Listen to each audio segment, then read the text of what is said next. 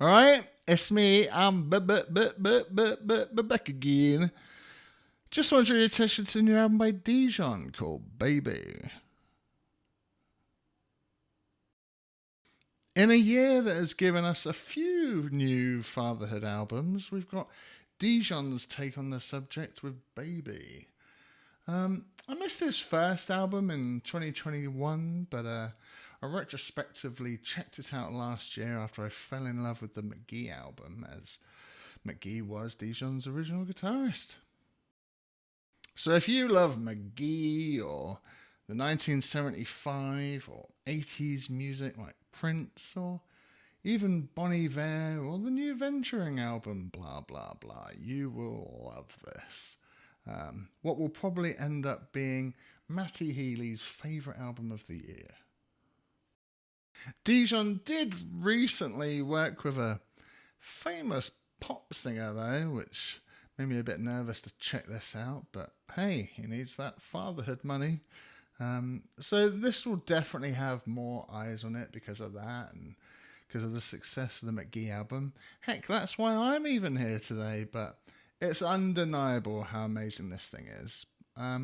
Also, we still need a name for this lo-fi alternative R&B genre, so come on guys, figure it out. What have we got on the menu today? Whoa, no child. We got 12 tracks for you, running at 37 minutes. Starting with track 1, Baby. We open the album with this gentle kind of bluesy rock guitar and lots of backing vocals. Really eases you into the album. Gets kind of sparse in the middle though, even with some whispering before the choir of voices come back and we get some samples and loops hinting that something more upbeat is imminent. Enter track 2, Another Baby. Now things really start to kick into gear with this one. Gave me full-on Prince vibes, that full-on 80s groove, and it's an absolute banger of a track. Even though, I like that this album will obviously have pop appeal, but it's happy to be disruptive and alternative with its edit choices. Track 3 is Higher. I'm not doing that. Track 3 is Higher. Love the kind of Blackstreet vibe to this track and its piano, showing my age there, but I also like the way the microphone peaks. Anyone wanting a pop polish album, this ain't the place for you. I can see the 1975 cover in this one. Track 4 is Freak It. Production on this track is close to exploding my speakers. Everything is peaking, but in a cool way. There's fire in the cables, like it was made during an earthquake in Jamaica in the 80s. It kind of reminds me of some sublime drum machine tracks. Shame it's so short though, because I like the dub vibe to it.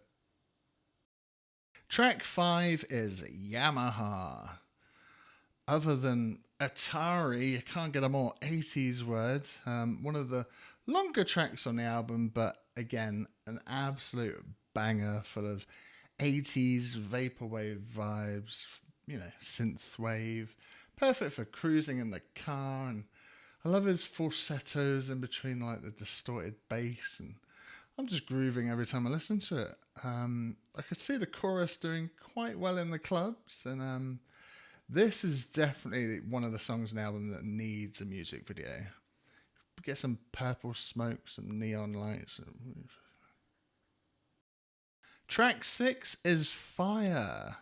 That's the title. Again, another track where the audio is crackling like it's on fire.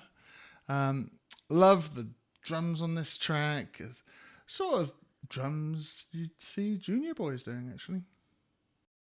Track 7 is Referee. Shortest track on the album, but it smashes the drum so hard that it hopes you won't forget that you listened to it. A lot of these songs also like they transition into each other really nicely. Track 8 Track 8 is Track 8 is Rewind. It's the only sort of acoustic song on the album. It's really nice though. I really love the vocal melody on this one. The key that his falsetto's in really sits well with me. Again, clanging and banging drums. Dijon's voice sounds great when he really gets more fired up as the track goes along. Track 9 is My Man. This might be my favourite track on the album. The effect and the state of Dijon's voice and the reverb on the drums, it's all just chef's kiss. They go so well together. I love the I screams. Again, this album just nails the percussion. The only thing that could have made this track better be a saxophone solo. Track 10 is Loyal and Marie. I like all the room audio in the background. Otherwise, it's a bit like Rewind, but a lot more minimal track of just singing. And could have ended the album with this one. Track 11 is Automatic. Made me think of the 80s classic Don't Disturb This Groove by The System. An absolute banger of a track again. Could also be a music video for this one. The second that snare drum drops though, everyone's grooving to this. When you hear songs like this, you sense that Dijon has probably got a classic album in him. And this is certainly close, but I don't want him to feel like he's done on his second album. And finally, the last track, track 12, Kinda Love. Almost completely drenched in vaporwave, reverb, and like glistening sitars, but it's also sort of got a wintry vibe with the way it twinkles.